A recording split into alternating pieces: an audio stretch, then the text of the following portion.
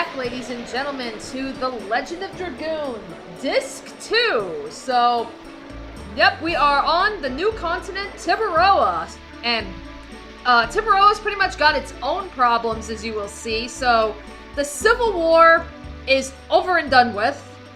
And we're now on our way. We're pretty much following like the Final Fantasy VII route, where we're just trying to find where the bad guy is at this point.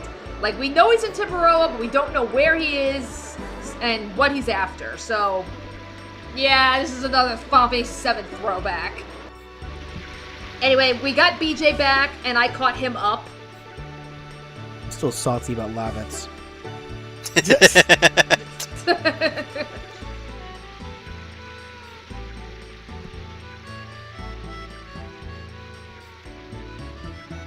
Okay. Is anything wrong with the bridge? Yeah, it's named after the wrong person. Is anything wrong with this bridge? I don't know, but if you're worried about that, you should probably not be standing on it.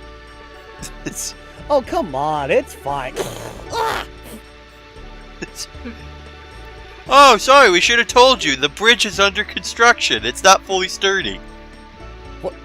Is there anything wrong with the bridge? Needs more blue.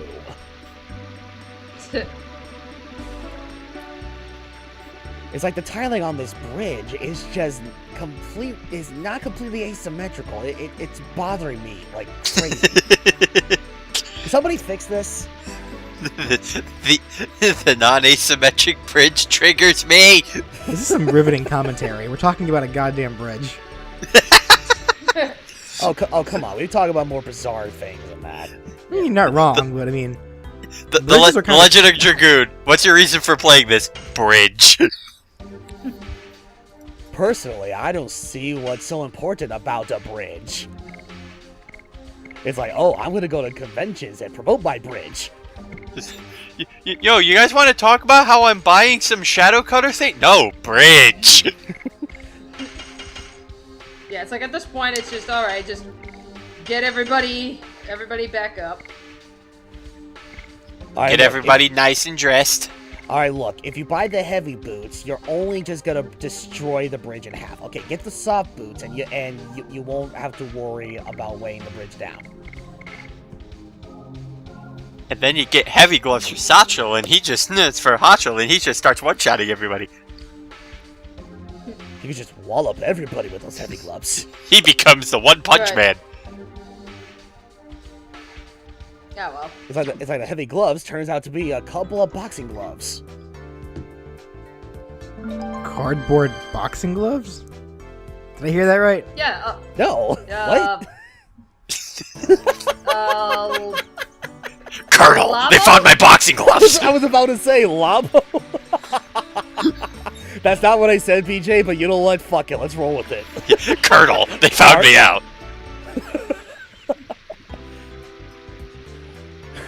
I thought bringing cardboard boxing gloves would give me an advantage. No, you look like a fool, Snake. Snake, you're fired. Those were the days where Snake got a little too into the cardboard box motif. I mean, have you played Metal Gear Solid 2? He goes on to an entire spiel about how the cardboard box is the most sacred and most beautiful thing to ever have. And if you love your box, it will love you in return and protect your life. I can believe that. It is an actual Codex conversation. Oh my god.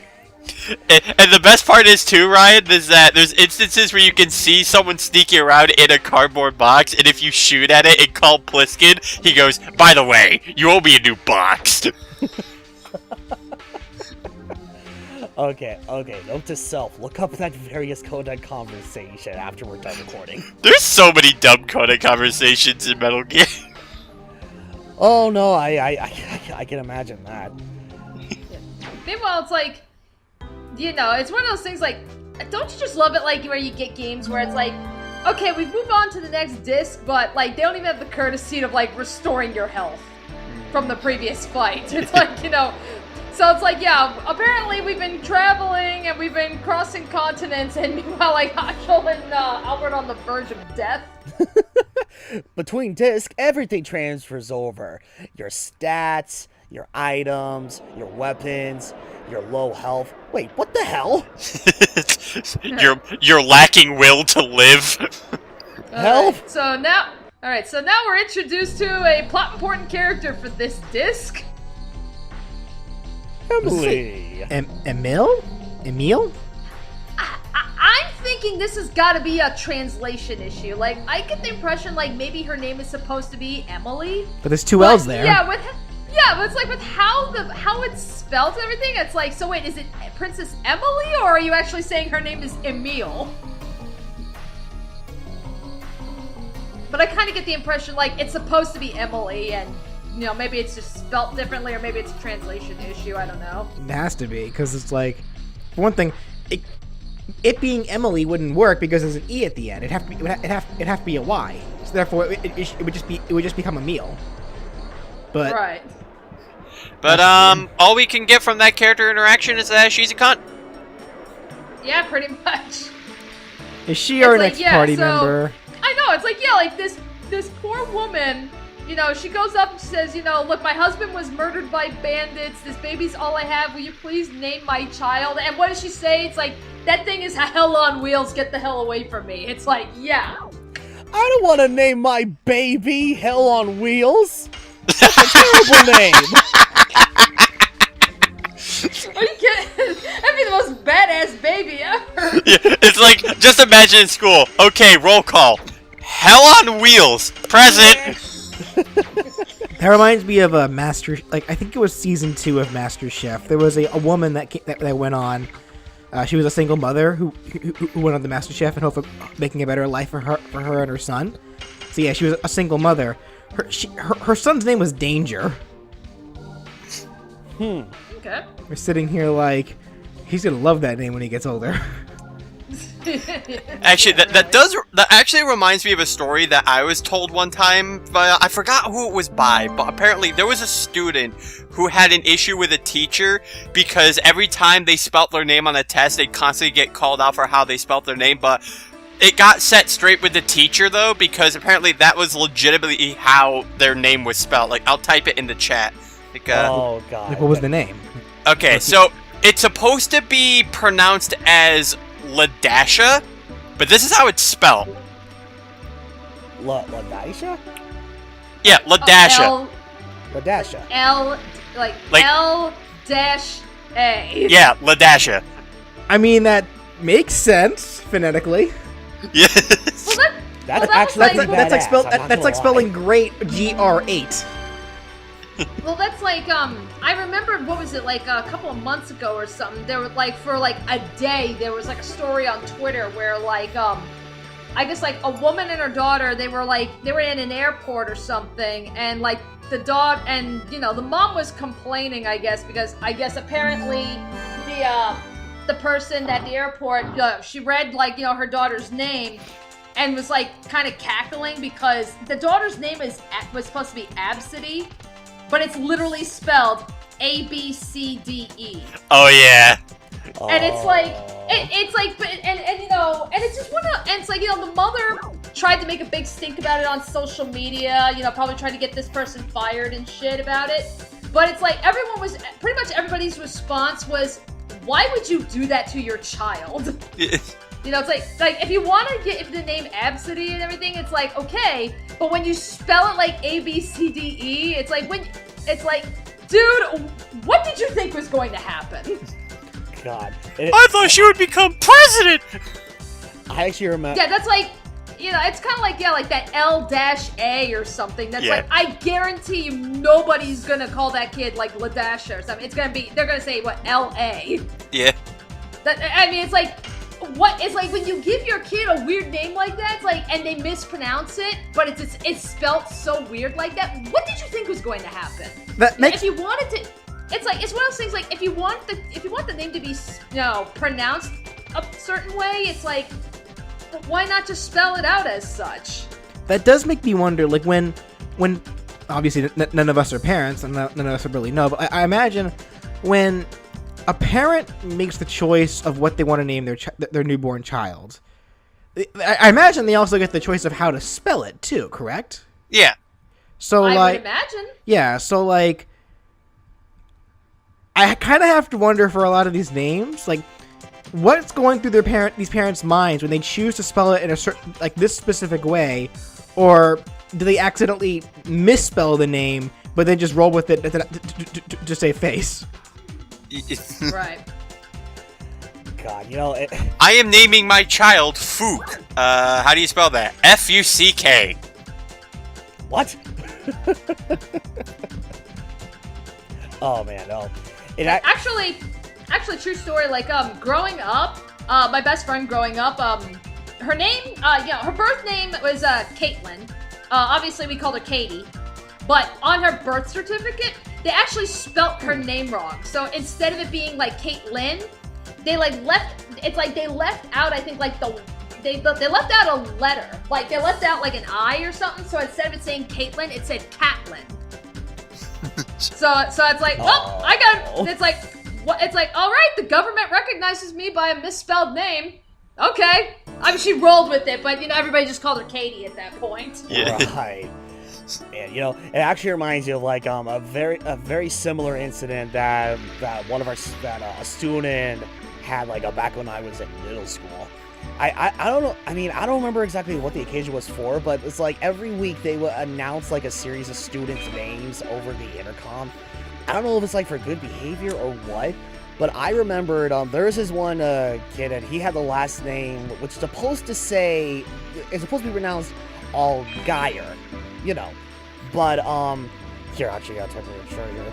The way that it was typed, every time they pronounced this guy's last name, it always says, okay, Mr. Allgaier, and everybody else in the class were just laughing their asses off, but I was probably the only one in the group who was just like, oh, no, God. That actually happened to a friend. That actually happened to someone that I know, Ryan, where it's like, I don't know why, but it seemed like every single school that we go to, like, his last name would just have a new pronunciation. Okay. Anywho, sorry to cut this In short, but we had a cut A moon scene. that never No, you good. sets. So cannot exist. we're getting some world lore here. Cannot exist? That's right. Stars travel the sky by catching the winds of time. But this moon isn't affected by time. It never moves day or Oh my night. God, that's the moon That's why symbol it's from called Ruby. the moon that never sets. Well, not really. I mean, this one isn't destroyed.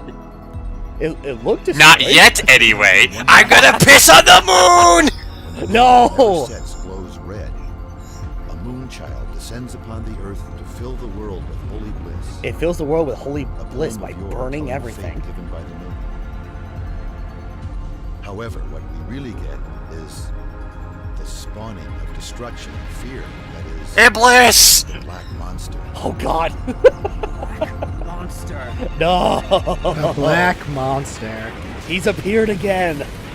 Yeah. So BJ Ryan, if you remember the Black Monster, this is the creature that Dart's going after. Like, this is what burned his hometown when he was a kid. It's the sacred Agunimon. I found you, Iblis Trigger. No!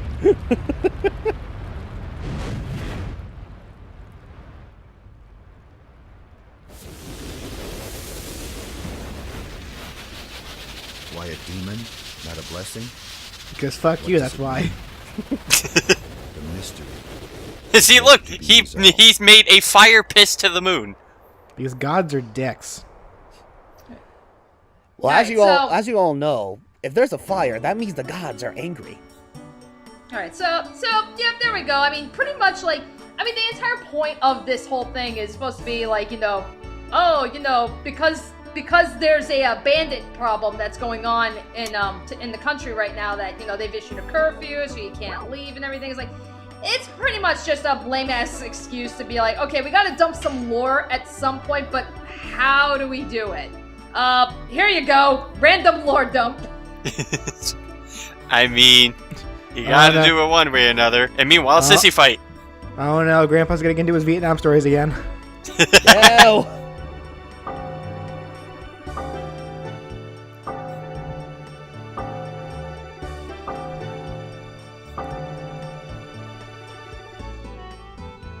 It's really hard to eat astronomy. I mean, eating only by astronomy. Oh, God damn it! The stars don't fill me like they used to. Yep, so it's like, okay, so climb up this telescope and you can see the picture. You can see a shot of the moon that never sets. It is a moon that exists, but it also does not. Well, that's what they're saying. Like, it exists. It's just, it's not affected by like the rotation. It's in the same spot, no matter like how like the world rotates. It's in the same spot regardless. And then that's when Dart has an exponential crisis. Like, wait a minute, wait. So, do I exist? But do I also not exist? Re-explain that real quick. Like, so when they say it never moves, like, is it like, can only one half of the world see it and the other half never be able to see it, or is it just that? Is it more like the sun, where as the world rotates, it's you only see it as your part of the world rotates like to its view? That, honestly, I have no idea, because it's like, you bring up an excellent point. Like, the whole idea is supposed to be that, it's like, it's in the same spot, day or night, does not matter where you are in the world, you will always see this moon. What? But it's like at the same time, it's just one of those things like, well, wait a minute, how the fuck does that work? It's like, it's freaking weird. That's not a moon, Damn, that's a hologram. Someone has plot twist. The black monster has a giant projector that shows the moon. Either that, more than likely, it's not even a moon. It's probably just a planet that's outside of this planet's atmosphere. Oh, the moon was owned by Tupac. Oh look, it's Krypton. It might just be really big, is all. Hi-ho. Man, that moon is getting a bit too big. Wait, oh God! No, this is not the Majora's Mask moon. No. You take the moon, and you take the moon, and you take the moon. Yeah, it's missing the eyes, and the nose, and the menacing teeth. Yeah, it turns around. The moon just turns around. Hey, heard you talking shit. I was not talking shit. Oh God! Well, looks like Dart and his friends have met with a terrible fate. Rip. Great. It's like, so, I guess Lloyd wins. And so can't believe Tales of won. The tale of Dart and the other Winglies.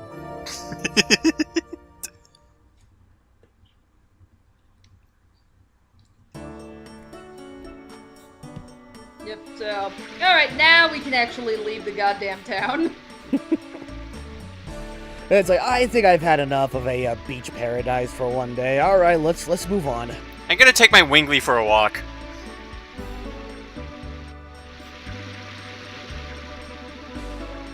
But Wiggly gotta take a little tingly.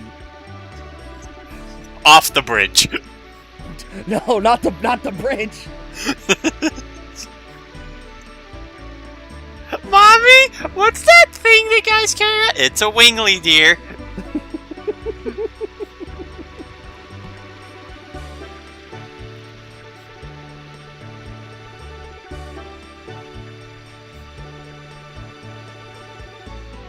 So at this point, like, do they still treat Albert like a king, or are they being more casual with him at this rate?